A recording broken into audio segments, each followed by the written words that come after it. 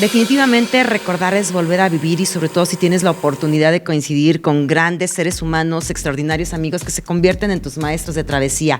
Son estos camaradas que nos van enseñando que no existen los límites para conquistar las metas. Y precisamente esta noche tengo una charla muy amena con un gran amigo a quien me atrevo a decir que es mi gran maestro en la radio. Un hombre con una capacidad de integradora impresionante, una creatividad que para qué les cuento, y que desde muy chavitos nos demostró a todos los amigos que estábamos cercanos a él que no existen los límites para conquistar las metas. Esta noche, Generación X Backstage se viste de gala para recibir al increíble Emilio Torres Valdivia. Emilio, querido, ¿cómo estás? Muy buenas noches. Muy bien, Adri. ¿Tú cómo estás? ¿Todo bien? Con el gusto de saludarte, Emilito. ¿Ya cuántos años de coincidir? ¡Wow! Pues yo creo que más de 25, ¿no? Sí, hay que dejarlo ahí porque si no nos van a doler por ahí las rodillas. Todavía era joven yo, sí. Tú todavía sigues joven, pero yo ya no. No, hombre, ¿qué pasó? Nos conservamos, ¿no? Decimos por ahí. Eso dicen, ojalá. Oye, Emilio, siempre es un gusto el poder platicar con grandes amigos, como lo comentaba hace un momento, que nos inspiran día con día y que nos llenan de enseñanzas. Una vida, platicábamos hace más de 25 años de conocernos, donde, bueno, encontraste este gran amor por los sonidos, por los recursos simbólicos, la ingeniería en audio. Pues sí, de hecho, cuando tú me conociste yo ya tenía un rato en eso. Y bueno, pues más que nada, pues, en mi caso al menos yo ya lo traía porque pues mi papá estaba metido en esto, entonces pues ya no me quedaba otra que seguir el legado. Oye, y tu mami también metidísima, ¿no? Con todo lo que es este manejo de artistas, o sea, lo traías ya en casa. Sí, mi mamá todavía un buen rato estuvo manejando artistas y eso, pero bueno, ya tiene algunos años que ya no. Porque bueno, todos nos hacemos viejos algún día, ¿no? Ok, pero lo importante es el legado que vamos fincando. Y es que, amigos que nos están sintonizando, les vamos a pasar el chal. Emilio y yo nos conocimos hace algunos ayeres en el Tecnológico de Monterrey, Campus Ciudad de México, donde fue el artífice de la creación de Rocotec Radio, este proyecto de radiodifusión interna que dio grandes semilleros de artistas como Toño Rosique, como gente muy importante, ¿verdad? Que se manifiesta hoy en el medio. Y pues fue tu idea, Emilio. ¿Te imaginabas todo lo que iba a pasar? Pues no, de hecho precisamente cuando Toño Rosique y Ciro Procuna nos iban a pedir que si los dejábamos narrar los partidos de la escuela, yo decía, bueno, estos dos no saben qué están haciendo, pero se ve que se divierten y pues míralos dónde están, ¿no? Yo me acuerdo muchísimo que llevábamos estas bocinas enormes en los Diablitos a la cafetería, donde conectábamos para que sonara Rocotec y todas las crónicas deportivas y el rock. Sí, con toda la resistencia de los profesores, porque es curioso, siendo el TEC de Monterrey, siempre hubo una resistencia a que existiera un medio como de radio, un medio auditivo, y pues al inicio luchamos con muchas cosas, ¿no? De hecho, primera la falta de recursos, ¿no? Sí. De hecho, el equipo que poníamos pues era mío. Después se fue a luchar con la gente de la academia porque decían que les hacíamos ruido. Muchas veces nos cortaban los cables para que no les hiciéramos ruido, nos bloqueaban las señales. Y lo que es la ironía de la vida, ¿no? Cuando el proyecto ya funcionó, la academia tomó el control del mismo y le cambiaron el nombre. Sí. Y si tú hoy revisas los anales de la historia del Campus Ciudad de México, ni siquiera estamos mencionados. ¿Cómo crees? Pero bueno, fue la raíz ahí, ¿no? Pues sí, pero es difícil. Mira, hace unos 10 años, Ceci García, que fue compañera mía y también fue parte del proyecto, que es profesora ahora del TEC, ella me consiguió una entrevista para la revista en Roque, se llamaba, una revista que tenían ahí interna del campus, y me entrevistó una niña porque Ceci le dijo que yo había tenido que ver con el arranque de la estación. Sí. Curiosamente, la niña no tenía una idea de cómo empezó la estación. Ellos pensaban que había empezado por medio de la academia. Ajá. Y que nosotros habíamos sido como ayudantes de la academia para iniciar el proyecto, cosa que pues no fue así. O sea, empezamos como una aventura sin recursos, sin apoyo de ningún lado, como muy metidos a fuerza, pero pues poco a poco, ¿no? Fueron pidiendo ayuda y nos fuimos integrando al proyecto del sistema del Campus Ciudad de México. Y bueno, se desveló el hilo negro, ¿no? Pero qué increíble fue efectivamente el que a pesar de que se tenían estos pocos recursos, teníamos una creatividad desbordante, Emilio, y bueno, eso lo has dejado de manifiesto en cada una de las creaciones que se generaban a través de tu arte como ingeniería en audio, ¿no? ¿Te acuerdas de esos promos y todo lo que hacíamos con tecnología que en ese entonces era de punta? Hoy, bueno, hay muchas ventajas. Sí, fíjate que fue algo muy curioso porque yo en ese tiempo ya trabajaba en radio. Sí. Y realmente editábamos en cinta magnética, no editábamos en computadora. Pero recuerdo que en ese tiempo yo me hice una computadora y le puse un software, un programa para editar audio. Y todo lo que hacíamos de ahí de la estación del campus, sí, pues lo hacíamos en esa computadora, ¿no? Sí. Fueron mis pininos, porque fíjate que bueno, cuando yo entré al Campus Ciudad de México, yo trabajaba en la estación que se llama Alfa 91.3. Sí. Con la hermana de otro integrante que fue fundador también, que se llamaba Enrique Aguilera. Sí, cómo no, Enrique Aguilera. Claro, él era locutor en Alfa, ¿no? Y luego fue en TV Azteca. Sí. Y bueno, pues desafortunadamente Enrique ya falleció. Sí, así es. Pero ahí en Alfa editábamos en cinta magnética, no usábamos computadora. Wow. Sí, lo hacíamos en una máquina multitrack de 8 canales, sí, y no era de 16, con un mezclador analógico y todo era tirando pistas y luego recortando con tijera o con navaja. Era el cúter y pegarlo con la cinta y si te fallaba tantito ya valían estos grandes carretes, ¿no? Sí, bueno, aquí eran carretes mucho más grandes porque como grabábamos en multitrack eran carretes de 2 pulgadas de ancho, entonces era como cortar un cinturón, ¿no? Y ya después pasábamos a la de 1/4 de pulgada, que era la que se hacía el transfer ya de los canales, ya con los efectos, y ahí terminábamos el trabajo. Y al final de cuentas, fíjate, lo que de ahí vaciábamos a cartuchos. Sí, cómo no. Los cartuchos se inventaron en los años 60, 70 sí, para distribuir música. De hecho, había autoestéreos de cartucho, les llamaban 8-tracks. Y nosotros en radio utilizábamos unos cartuchitos que duraban 30 segundos, 1 minuto, dependiendo de lo que íbamos a hacer. Entonces, de nuestra cinta de 1/4 ya editada, recortada y pegada, vaciábamos a esos cartuchos y esos eran los que salían al aire. Oye, impresionante todo lo que se tiene que hacer manualmente. Y bueno, tú estuviste ahora sí que en el inicio de grandes estaciones como WFM, Radioactivo. ¿Cómo era armar estos promos maravillosos y toda la estructura musical a mano, verdad? Como el reto que infería, ¿no? Muchísimo trabajo. ¿Cómo era, Emilio? Cuéntanos. Complejo porque de entrada tienes que aprender a leer la idea que tiene el que creó el promo. Sí. Porque muchas veces tú no lo creas. Hay veces que te pasan el textito y te dicen, a ver, aquí tienes que poner al pavo asesino. Sí. ¿Quién era? ¿Martín Hernández, el creativo? Martín, por ejemplo, a mí odiaba porque cuando yo entré a WFM ya existía el Dayaxis, que era un software parecido al Pro Tools. De hecho, era el papá del Pro Tools. Okay. Y yo lo usaba con Juan Carlos Miranda, me gustaba usarlo. Y Martín Hernández odiaba que lo usara. O sea, me veía y me decía, apaga esa fregadera, nada más te quita el tiempo, hazlo analógico, es mucho mejor. Sí, ciertamente tenía razón en algo Martín en ese tiempo, que era que se te hacía más sensible el oído trabajando en analógico porque lo vas haciendo a como lo vas sintiendo, ¿no? Sí. Pero lo complejo, volviendo a la pregunta, lo complejo de hacer un promo, primero es entender el concepto. Sí. Después dijiste algo clave, la música.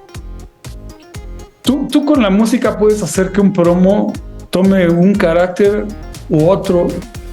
Sí. Y puedes hacerlo que algo que querían que fuera muy bailable y muy happy, lo puedes hacer depresivo. Sí. O lo puedes hacer triste, o lo puedes hacer que te haga enojar.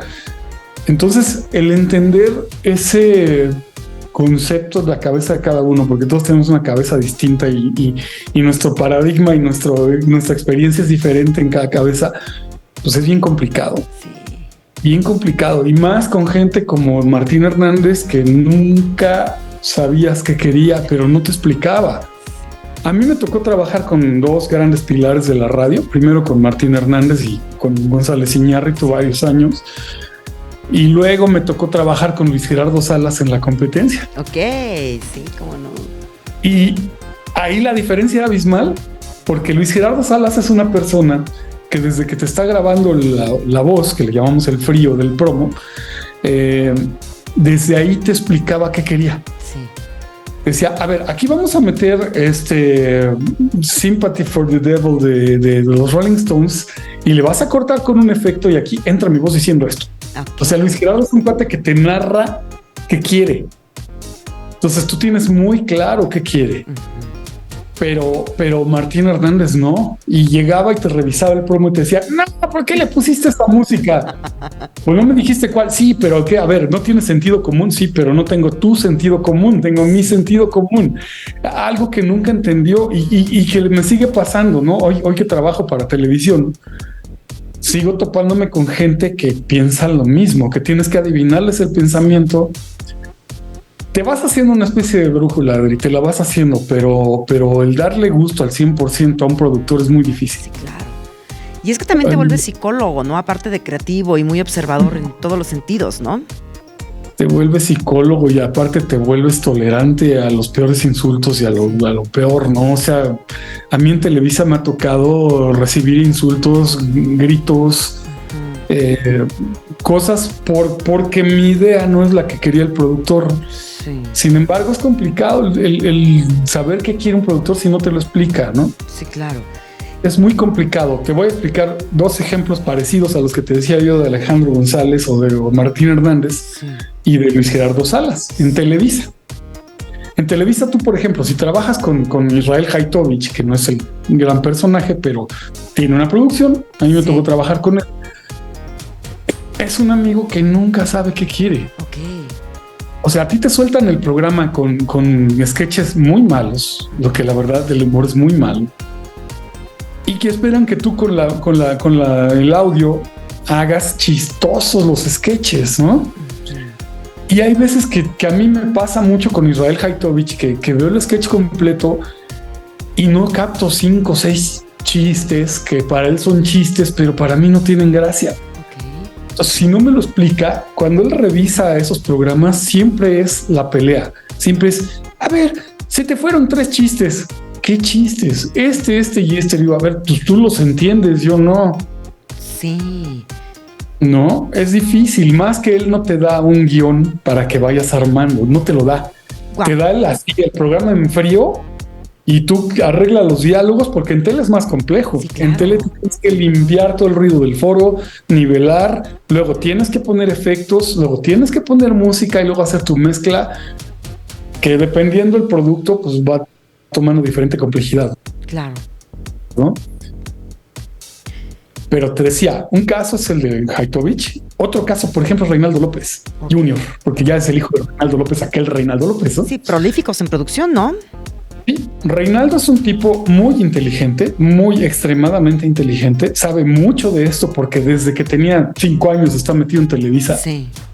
Conoce cada proceso y sabe cómo se hace cada proceso, pero la diferencia con Haitovich, Reinaldo es igual, es muy exigente, muy exigente. Sí. La diferencia entre ellos dos es que Haitovich no le gusta, te insulta, te patalea y te pide que lo cambies 300 veces. Sí.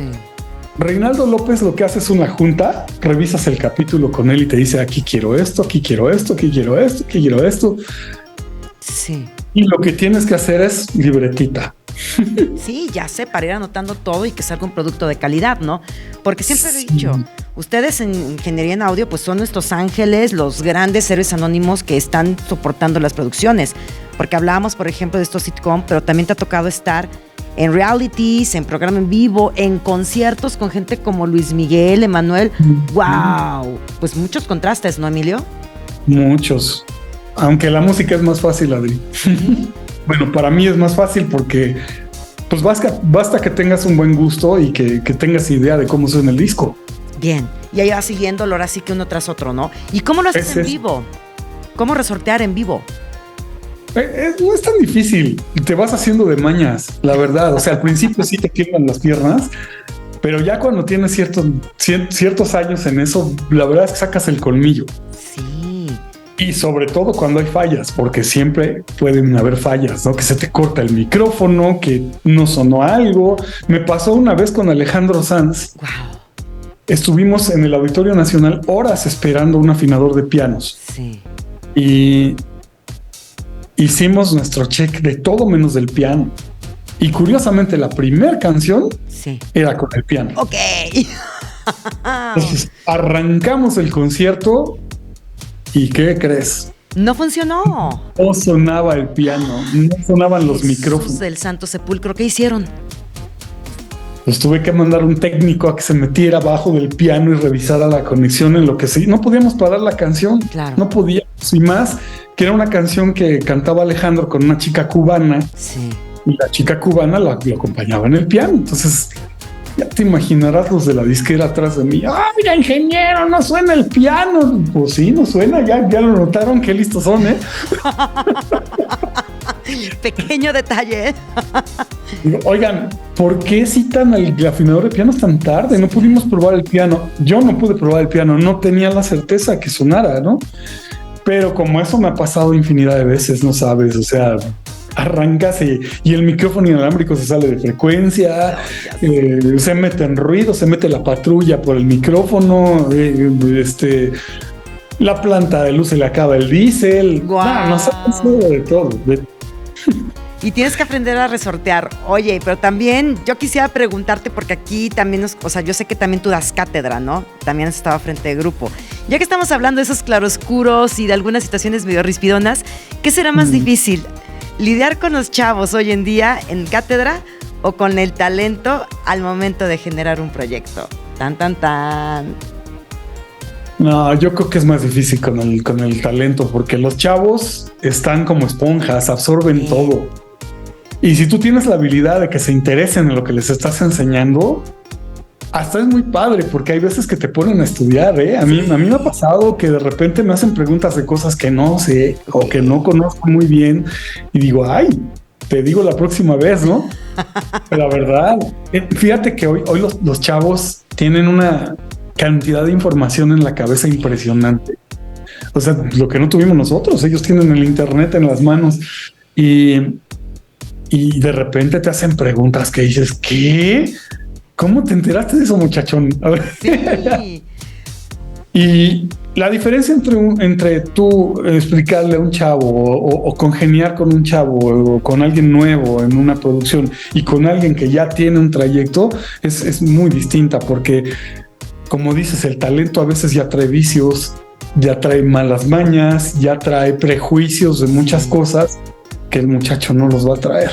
Ya, sí, claro. O sea, lo puedes ir forjando. Y qué padre, porque fíjate que es muy, muy grato el poder platicar con gente que nos diga que es fascinante estar en pie de grupo, ¿no? Porque también luego encuentras los contrastes, ¿no? Que si no, pues es que los chavos no se interesan y todo. Pero nosotros fuimos la generación X que nos decían banales y todo lo que hicimos, Emilio. Sí, yo creo que lo que hay que entender hoy es que si tus alumnos no están interesados, es que tú no estás generando ese interés. Así es. Es así de simple. A mí me gusta mucho combinar la parte teórica con mi parte de experiencia, convivencias, y a los muchachos les interesa mucho eso siempre. Les cuentas, oye, mira, a mí me tocó grabar, como en mi caso, con Quincy Jones, ¿no? Sí. Entonces te dicen, ay, ¿cómo es Quincy Jones? No, pues es muy simpático, pero es muy exigente, ¿no?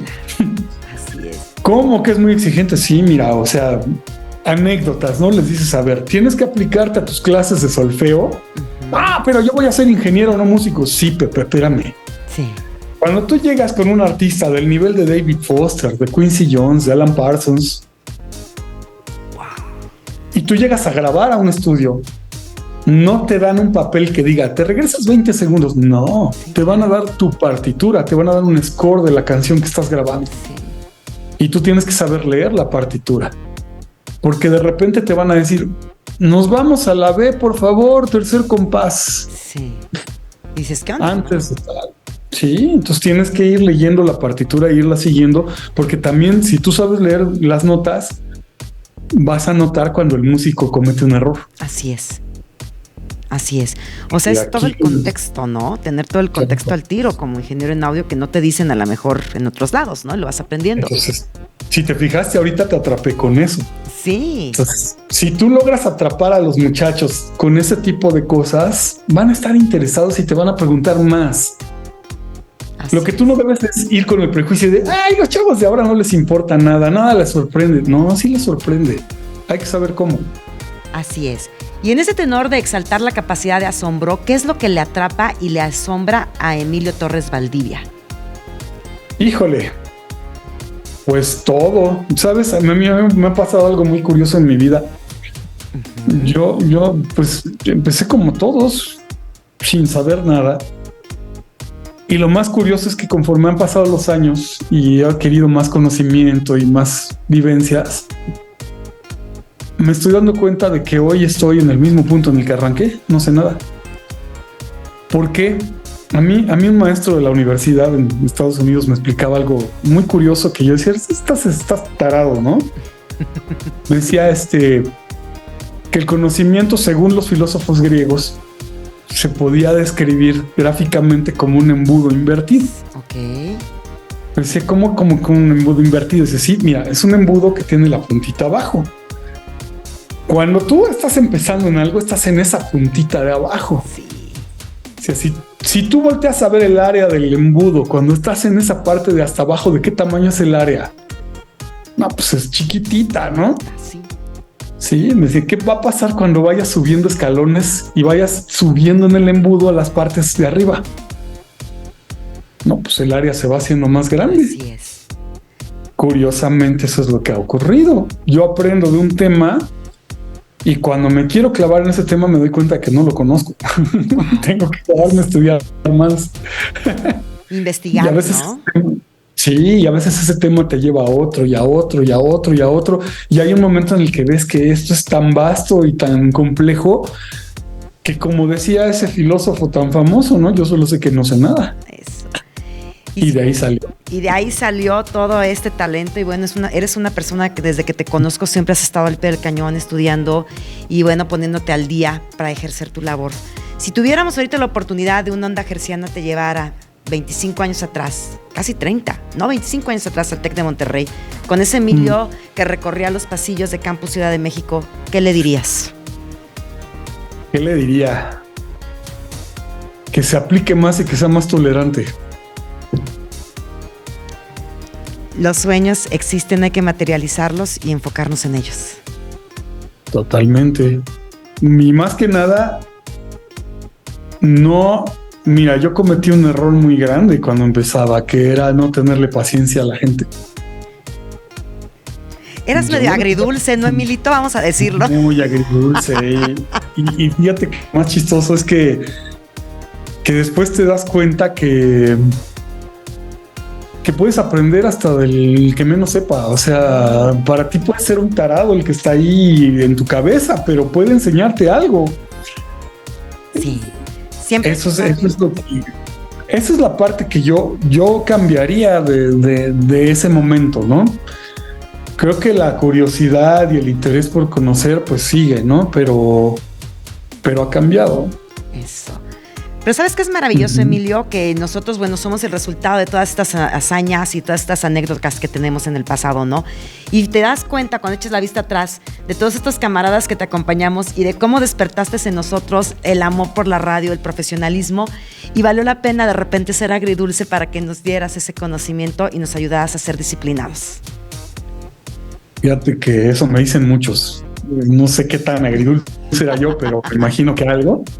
Muchos me dicen eso. De hecho, hace como unos 2 años me encontré a Toño Rosique en un restaurante. Sí. Y se paró y me abrazó. Y dije, yo pensé que ya no te acordabas de mí, Toño. Ajá. Dice, no, ¿cómo voy a olvidar si tú fuiste el primero que me dio oportunidad en esto? Y además me regañabas mucho. Sí. Dije, Dios mío, todos se guardan de mí por eso. Qué horror, ¿no? Porque fíjate que lo he pagado con creces, ¿eh? Ahora el regañado he sido yo por muchos años. Wow. ¿Por qué? Pues te topas con los productores, te topas con gente que sabe más que tú y te empiezas a dar cuenta de que siempre va a haber alguien que sepa más que tú y que te jale las orejas, ¿no? Y lo que tienes que hacer ¿Mandé? Así es la vida, ¿no? O sea, siempre va a haber alguien que Así sepa es más la que tú o vida. menos, ¿no? Es aprender, ¿no? Y lo que tienes que hacer es tratar de aprender de cada una de esas experiencias. Es lo que tienes que hacer. O sea, si te regañaron, tomarlo como un... pues es un punto de oportunidad para crecer, ¿no? No es algo negativo. Y bueno, vamos aprendiendo en el camino, son experiencias, vamos sumando saldos, ¿no? ¿Estás de acuerdo? Que nos van permitiendo reinventarnos con otro nivel de conciencia, Emilio querido. Yo te aseguro que echas la vista atrás y pues como todos, ¿no? Diríamos, quisiéramos cambiar tales detalles, pero son las experiencias que nos han forjado en lo que somos hoy en día. Finalmente, y pues no hay de qué arrepentirse. Sí hay cosas que hubiéramos cambiado, pero no hay de qué arrepentirse. Somos lo que somos hoy por lo de atrás. Así es, y hay que continuar avanzando y reinventándonos, y yo estoy segura que vas a seguir sorprendiéndonos con ese talento impresionante y no va a ser la última vez que vamos a echar el charla a gusto. Espero que no, Adri. ¿No? Pues ya nos debemos varios cafecitos, tintos y de todo, pues ya casi 25 años. Sí, ¿verdad? Ay, Qué horror. Jesús de Veracruz. No, pues muchos proyectos que tenemos que también realizar y compartir. Muchos, ahí seguimos, digo, ya sabes que yo no paro, pero Sí.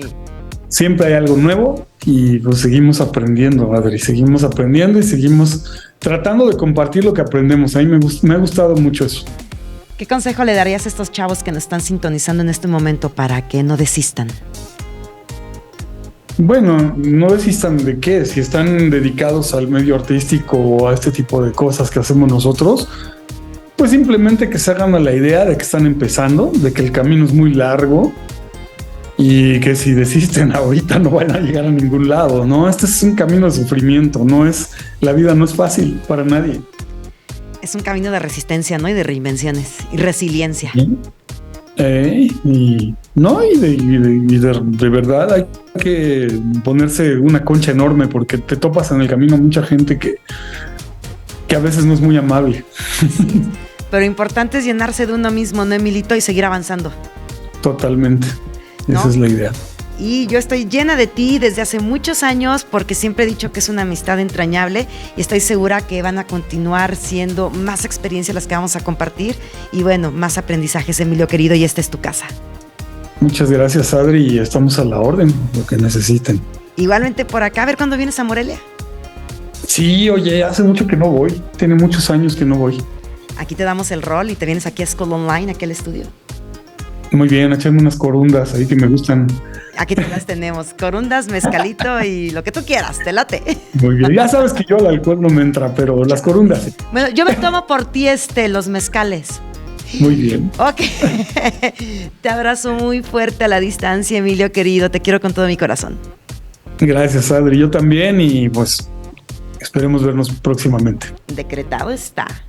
Muy bien. Gracias.